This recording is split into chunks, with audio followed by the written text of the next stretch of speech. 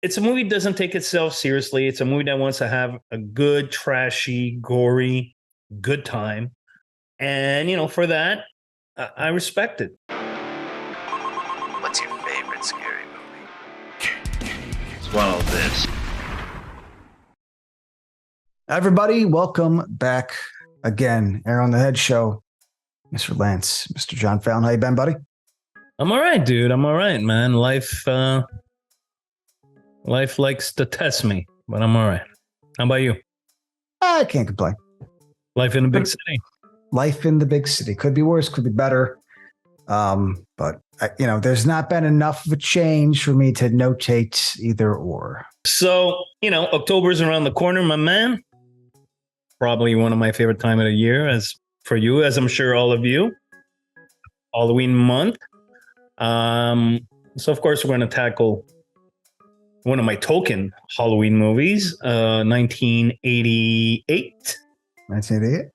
Night of the Demons, directed by Kevin Tenney. But before we dive in, we're going to remind you again, dude, there was a gum on my fucking finger, that there's a phone number. Sorry.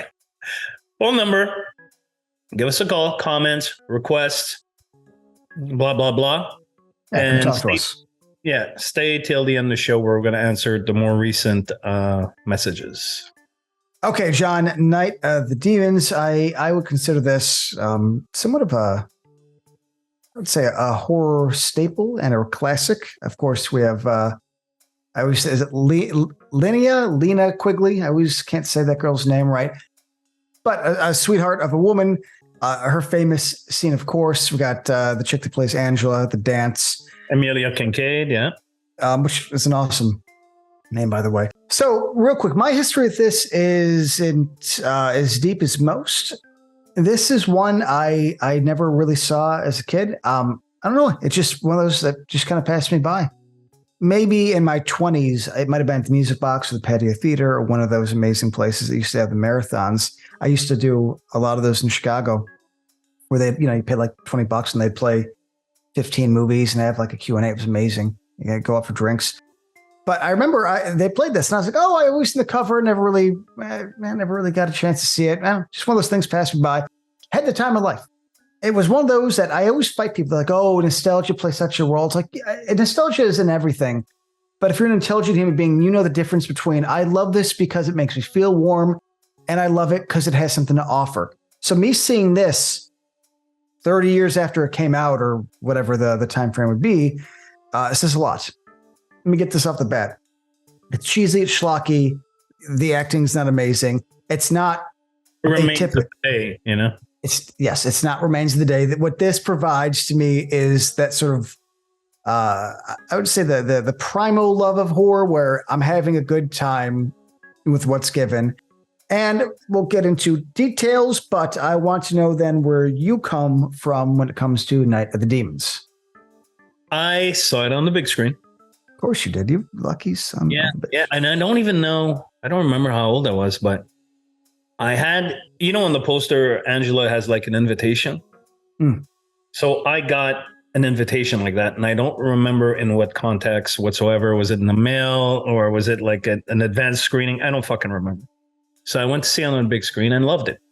And I've always loved it. It's one of my favorite. It's in my top 10, I would say, horror party movies, as I call them. It's just like a movie you could put on, a couple of friends, beers, just having a good fucking time. And it's the kind of movie that you could watch, of course, intensely. But you could also talk with friends and then go back and, it's not going to win any awards for acting. Although that dude, Sal Romero, wound up being my favorite character on this recent watch for some reason. Could be the sort of Paul Castle. Yeah, the Italian mobster for no good reason. Exactly. When he shows up at the doors dealing with the kid, hey, a couple bucks. What's the party, for some reason I found him affable on this watch. Great practical effects. The opening synth score, and it's Kevin Tenney. It's somebody related to Kevin Tenney because his last name is Tenney. But the opening score and even the animation, it's fucking cool as, And And look, let's just call it the way it is. Any movie that within the first 10 minutes, there's a close-up of Lena Quigley's ass in panties. It really is. It's center frame. Let's give directing credit. It's framed well. There's our artistic merit here. And it just sits there, and it makes it. I like it because it's gratuitous as it is. It actually lends itself to the plot because that is distracting the two horny dudes behind the counter while what's her face Angela steals all the stuff for the party. So it's like obviously the 80s probably didn't have as many cameras, but I was like, it's a smart way to go to get stuff for the party. So you can't fight and say, oh, it doesn't need to be there. No, it does. Because without that, there's not snacks. Without snacks, there is no party. Exacto, Mundo. So you see, it was a plot device. It was instrumental to the plot. It was needed to be there. Nothing to do with exploitation. God bless the old days where, we could just have a good time. And like you said, and I learned that from you because I never really had a word for it, but like a party movie. Yeah. Because I saw it in a party atmosphere. I saw it in this cool little, it wasn't a fest per se, but yeah, it was a marathon where people were cheering and clapping and stuff. And I loved that. And it made me fall in love with this. And then it was on Joe Bob like a couple weeks ago. And I was like, oh, I watched it with the missus. She was like, oh, it's really fun. She loves it. It's one of her favorite horror movies, and she's not the biggest fan. So that always says something. I think I love that it's not smart. And I don't mean that in an insulting way, but I love that it is sort of like everything in the kitchen sink kind of movie. Like it's there's legends, but there's multiple legends. It's like if it's a funeral home, crematorium, old man, whole family is all murdered by everyone. So it might be haunted, but then there's also, for some reason, a wall built upon a string that's supposed to keep spirits in. And then people die and become demons, and some people don't become demons at all. It's messy as shit. Yeah, and people come off as zombies, not demons. Yeah, it doesn't even. Yeah. But that's the thing I love. It's just like throw everything you can. It's just one of those movies where I turn my brain off and I smile.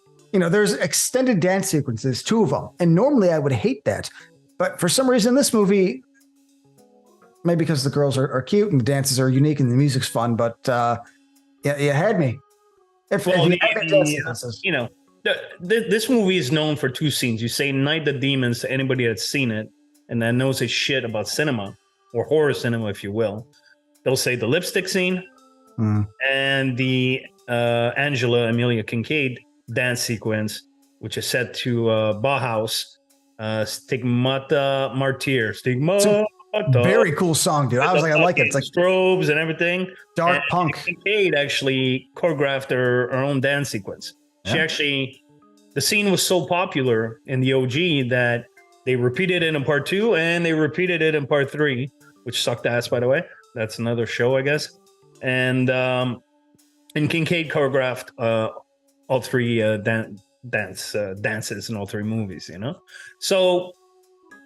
It's a movie that doesn't take itself seriously. It's a movie that wants to have a good, trashy, gory, good time.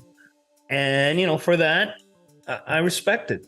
But that's why I like it, because it's just trying to be that movie. Everybody's insulting, everybody's mean. That's what I wrote down. Like, everybody is such an asshole in this movie to everybody else for no reason. It's like nobody's like reasonable or sort of, it doesn't matter. They remember the car breaks down and I think, what's his name? They leave on the side of the road, but they're going to the same party. Yeah. They're assholes. Everybody's an asshole, and that's what I love, man. Or even the quote unquote squeaky clean boyfriend who is with Kathy Powdwell. I don't know if I'm saying it right. Character, he picks her up, with the little brother and everything, and he winds up trying to nail Linnea Quigley's character.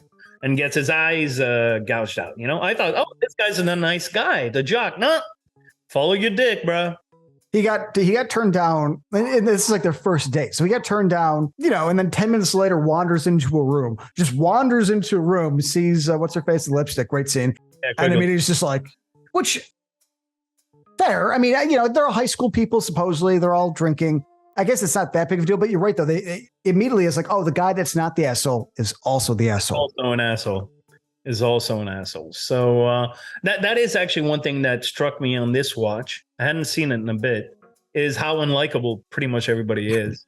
Hilarious, yeah. Like really unlikable.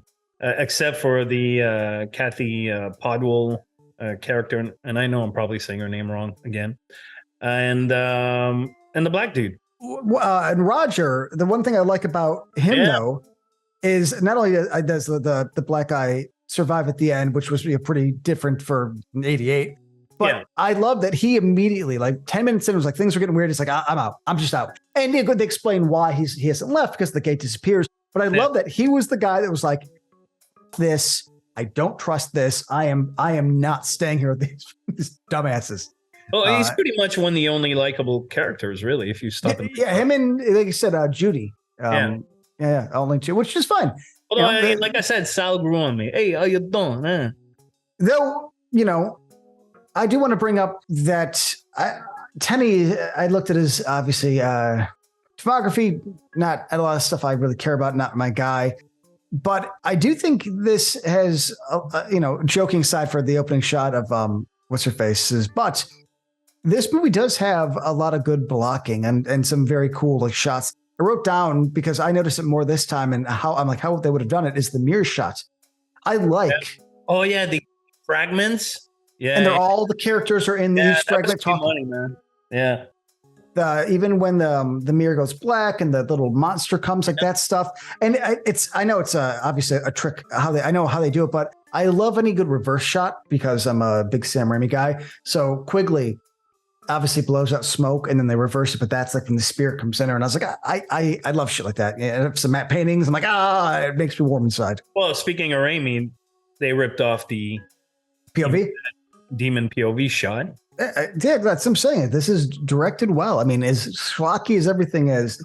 Well, Tenny has a good eye, man. I mean, I don't think you're a fan of the picture, but I am. I'm a huge fan of Witchward. Not a fan. But here's the thing. Maybe I'd appreciate the directing. You see? But I saw it once and was like, it's not for me. That's what I got to deal with. I thought Pinocchio's Revenge was okay, I guess, but that's all he's done. What Witch Trap, The Cellar. Witch Trap actually had its moments. Witch Trap had its moment. He did The Cellar, which actually also was pretty good. I think that movie got butchered by the, if I remember correctly, got butchered by the distributor. It's like 70 minutes long or some shit. But no, Tenny has a good eye, and I agree. I thought it was really well displayed, especially in his earlier films, where he was really really kinetic type of directing, which I really appreciate. The gore and the makeup look cool for the most part. I mean, obviously the thing at the end when it becomes like a little demon thing was a little lame, but the eye gouging, the makeup on Angela. I had that in my negatives, yeah. Yeah, there's stuff I'm saying. Demon head, yeah. But everything else works out, and I'll always have a soft spot for any movie. Obviously, you might not know this, but the boombox had a bunch of stickers. It's a fear sticker, and I was like, there we go. There we go. There's my guy, Lee Bing. Yeah, next time don't bite so hard when I come, okay? Oh, fuck you. All right. How about negatives? There's not much negatives from what isn't already kind of what's baked into the cake. And what I mean by that is there are some sloppy effects. Name one sloppy effect outside of the puppet demon head. I also think some of the dudes, I don't know the names, the last guy that got killed, Sal's, their makeup seemed kind of like, well, we got like 20 minutes. Yeah, no, it's funny because Kincaid gets possessed, Angela, makeup's great. Lena Quigley, she had some really great reveals, but it feels like the other characters like Jay, the good guy that winds up being a scumbag, everybody else kind of like got just the basics, That's why it's like you have demons, but the other ones come off more like Romero zombies, as opposed to demons. They're just standing, that's probably for money, but that's what I'm saying. So, although they had over $1 million budget, man, that's a lot for this kind of movie, in my book, anyways. I mean, maybe it went to the nude scenes, maybe that costs a little bit more, or maybe some of the effects. It's just something. But honestly, I don't have a lot because again, it's baked into the cake. That's what you expect. Yeah. This isn't. I got to have my own remains of the day though. That's yours. What is mine? Well, I'll find something schlocky and sort of like a hammy, and I'm going to use it going forward. But right now, this plays exactly as it should, and I don't care. So negatives exist. It is what it is, and it embraces what it is. So you can't really fault it for being what it is. No, and that's why the negatives I have are like, well, it's kind of like, yeah, this is this. But I would fight somebody if they're like, well, Night of the Demons is bad because some of the makeup's bad. Like, shut your mouth. Night of the Demons isn't good because it's one local. I just feel like I defend the negatives if somebody else said shit. So, it is what it is. It takes a lot of setup time, more than I remembered. And the shit really hits the fan about 47 minutes in, which leaves us about 40 minutes of, trashy fun. So that was one complaint, quote unquote. The characters are very unlikable, more than I remembered. So I kind of did not root for anybody. I kind of just rooted for gore and female nudity. That's what I rooted for, not for a person. Although the black dude was money. Come on, woman, do it. So I kind of rooted for him, but it's an ensemble, so it's not like, you have a hero you follow throughout. It's an ensemble. So not sometimes see these people. So for the most part, the people I see are people I don't particularly care for. The synth music throughout the picture never lived up to the opening. The opening piece was masterclass. Fucking amazing. I fucking love it. But then as I watch, the movie and the music sometimes was hit, sometimes it was miss. And I think that's pretty much it. I mean, at the end of the day, they're nitpicks. Oh, characters are not engaging. Yeah, what are you watching, Johnny? What are you watching? I'm not going to do a Remains of the Day joke, but if I could, I would right now because I already did one before, so I'm not going to do it again. But you know what I'm saying?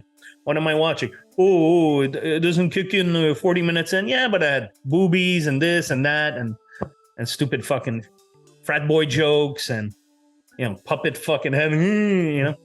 So, yeah. Nitpicks, bro. Interesting directing. One of the most random C-plot stories with the grumpy old man that ends up being murdered by his wife because he hates Halloween is the best thing of the movie because it makes no sense. And every time I watch it, I'm like, why is this in here? Because it's amazing and doesn't fit. And I love that nobody thought to cut it.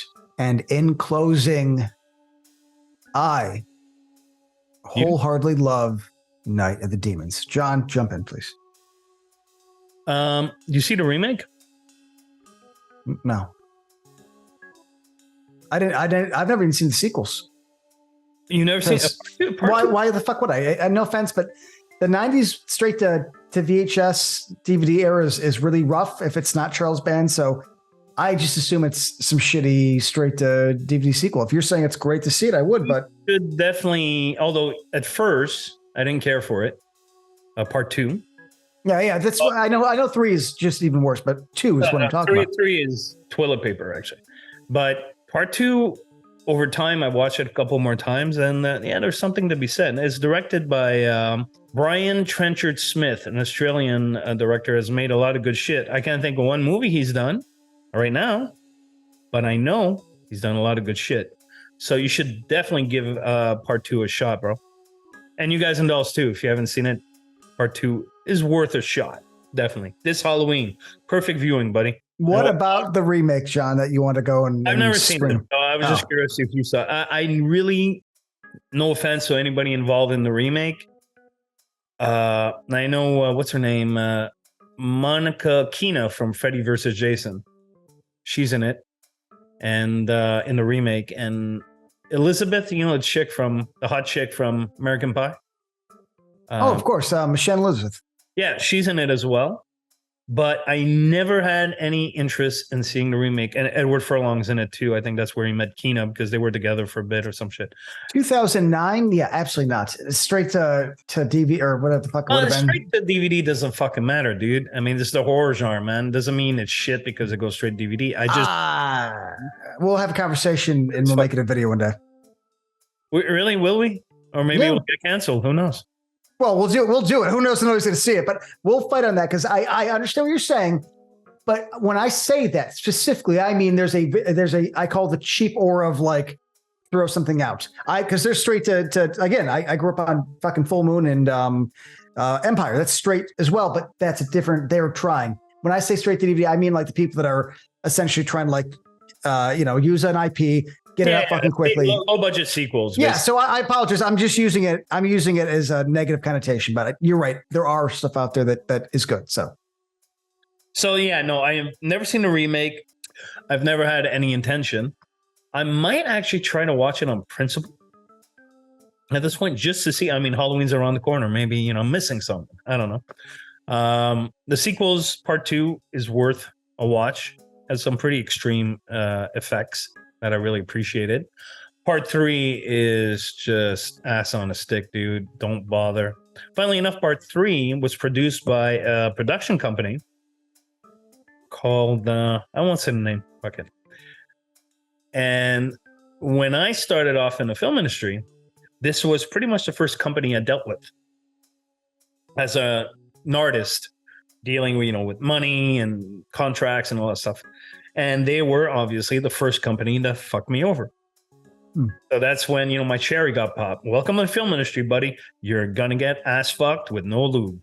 So I'll always connect that company with Night Demons 3, because that was one of the reasons I went with them, because I'm like, oh shit, they were behind Night Demons 3, which I love the OG. So, but yeah, I got violated. So there you have it. And in terms of Night Demons original, it's a fun party movie set during Halloween, perfect for the season. It's on my to watch during Halloween list, like with Trick or Treat, not Trick or Treat, Trick or Treat with the rocker with all the music that Lance loves. I can't think of what else I watch on Halloween. One movie. Trick or Treat, man. Trick or Treat. I'm a loop. Yeah, we'll go with that. Before we get into phone calls, somebody called you on it in the comments, so I want to bring it up. When we did the house episode, you said that you would get the epic V-neck that Mr. So was wearing. I looked and couldn't find it. I have a friend that told him, who's like really good at finding stuff, if he could find it. But my basic trying to find what it is. Yeah, I thought there'd be somebody just that loved house enough that would have something on like Etsy. But so if somebody out there can send us a link and a comment to where I can get it, I will buy it and wear it 100%. All right. Well, let's get to speaking of voicemails. Hey guys, I just want to give you guys a compliment here. I'm a huge fan of the show. I'm a huge fan of everything on Joe Blow Horror, pretty much. I tune in every day. You guys have shown me a lot of different movies that I might have heard about, but I never gave a chance because it looked corny, not my style. That being said, The Hidden being one of my new favorites after I've seen it. Maybe it was on Black Sheep or one of those different episodes, but keep up the good work. I enjoy your guys' viewpoints, and I look forward to hearing more. Thanks. Hi, man. Yeah, we appreciate the support, dude. This is always cool. I like that kind of stuff because I'm just opinionated and I just want to, argue with this ball of SOB.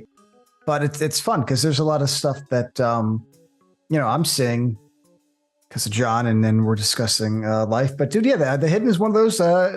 It's a great time. It's a mix of everything I love, and I always think Jack Shoulder should get a little more credits.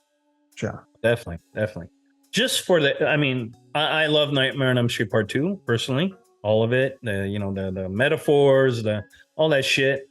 But The Hidden is Shoulder's crowning achievement. Rock and roll. And Alien, Guns, TNA, Fast Pace, Michael Nouri, Kyle MacLachlan. It's just a movie. It's like a pizza with all the toppings. It has everything on it. The Hidden has everything you want in a movie. Even heartfelt drama like Remains of the Day. It has that too. So he just takes the guy's wife at the end. They're just like, we're in love now. Exactly. Take it, bro. Kyle MacLachlan. Millhouse, not related to the Simpsons character, I'm sure. Thank you for appreciating the show. Thank you for calling in, and The Hidden rocks. And do yourself a solid, bro. Don't watch the sequel. Don't do it. El Diablo. John Lance, senior sensei here from Dowagiac, Michigan. Hey, I was seeing what you guys thought about movies like Slumber Party Massacre, Chopping Mall, Chud, From Beyond. Also, I know the Manson brothers covered Escape from New York, but I was seeing what your guys' take was on Escape from New York and L.A. And also, I had a question regarding Nightmare on Elm Street 4. When Alice is in class after Rick dies, and she slams on the desk, why is the window break? I don't know, that just bugs me. I think that bugs me more than Tristan's parking job, Lance. So you guys take it easy. Thank you. Yo, Senior Sensei. Cool fucking name, bro. How you doing? Yeah, I'm a huge fan of Slumber Party Massacre. Probably even more so part 2 because it's so fucking out there. Yeah, the dice. Yeah, exactly. It's Andrew Dice Clay as a killer with a guitar with a drill or some shit. Huge fan of Chopping Mall. Yeah, oh yeah. Really, really fun movie, man. Chud 2. I love the original Chud. The second one, not so much. Are you a fan of the Chud movies? No. So far, we're on the same page. Chud, not my thing. And of course, Escape from New York. It's a masterpiece, in my opinion.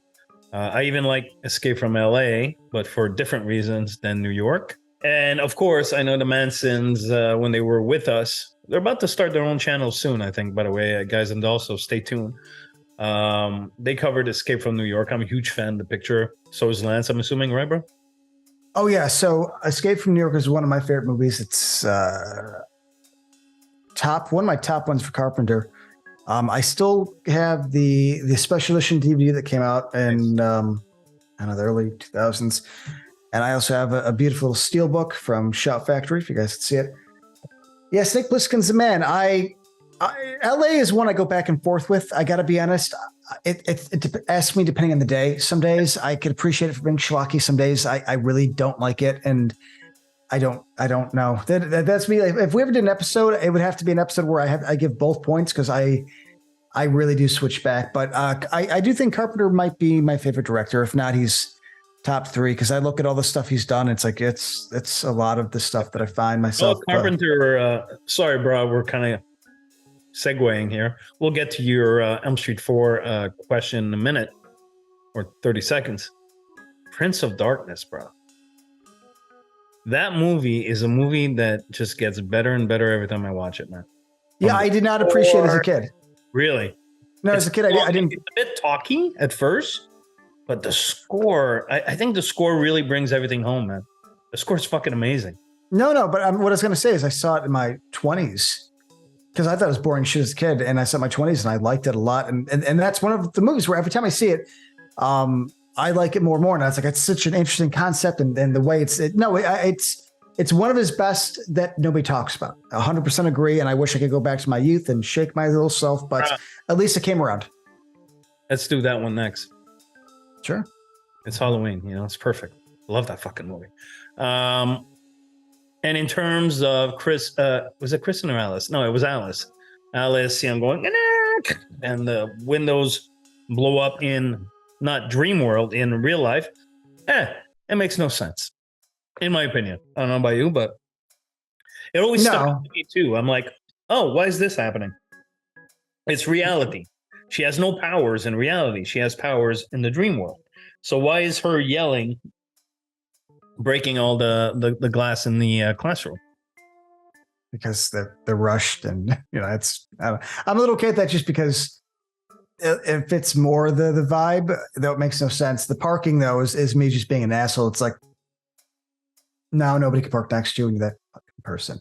But no, it's a legit.